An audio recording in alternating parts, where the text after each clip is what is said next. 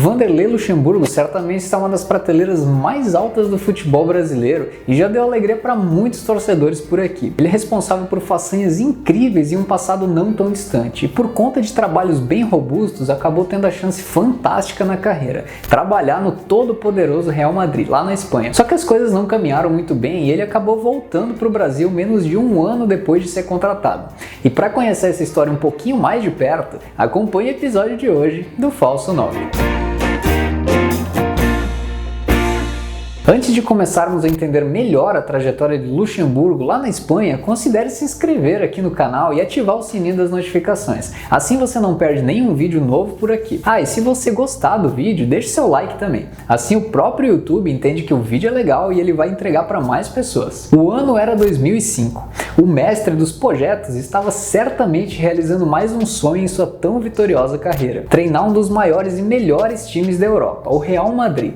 Foram apenas poucos dias após o título brasileiro com o Santos, para que o professor Lucha recebesse um contato que o faria atravessar o Atlântico para iniciar os treinamentos no meio da temporada 2004-2005 do clube espanhol. No papel, tudo parecia que ia dar muito certo. Afinal, para um profissional tão competente que tinha acabado de ser campeão aqui no Brasil, subir um degrau na carreira parecia natural e sob controle. E até foi, pelo menos no começo. A estreia de Luxemburgo lá no Campeonato Espanhol foi no dia 5 de janeiro de 2005, em um jogo bem curioso e atípico contra o Real Sociedad. Foram apenas 7 minutos na beira do campo, pois a partida era uma continuação do jogo que havia sido interrompido no mês anterior, em dezembro, por conta de uma suspeita de bomba no estádio. O mais incrível é que Luxemburgo conseguiu fazer o time vencer o jogo, mesmo faltando só 7 minutos. Com um gol de Figo, o Real Madrid ganhou por 2-1 e a torcida certamente já tinha ali alguns bons motivos para confiar no trabalho do professor. Só que dali em diante as coisas começaram a desandar para o lado do brasileiro.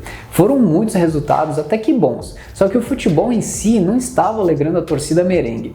E a gota da água foi quando ele substituiu o Ronaldo Fenômeno em um jogo que estava ganhando por 1-0 do Getafe. A vontade ou a necessidade de dar aquela segurada no placar fez a torcida do Real Madrid vaiar o técnico, e isso teve um peso bem grande para a demissão que aconteceria logo depois. Além de não fazer o time jogar como a torcida queria, ele criou uma certa resistência no vestiário por parte de alguns jogadores. Roberto Carlos chegou a dizer que o Luxemburgo perdeu o vestiário quando ele cortou a cerveja e o vinho da concentração.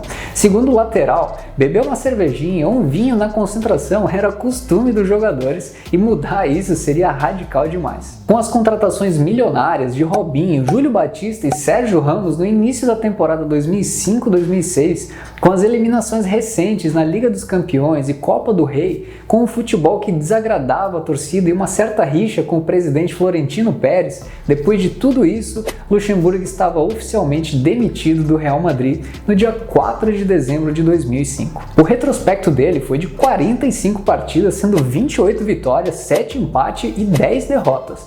Por mais que muita gente ironize a passagem do Lucha pelo Real Madrid, ele conseguiu o que pouquíssimos treinadores brasileiros conseguiram, que é treinar um grande clube na Europa em uma das principais ligas de futebol do mundo e em um mercado extremamente concorrido. Inclusive, se você quiser conhecer outra história de técnico famoso em uma liga na Europa, veja o vídeo do Felipão no Chelsea que está aparecendo por aqui em algum lugar. Muito obrigado e até o próximo vídeo.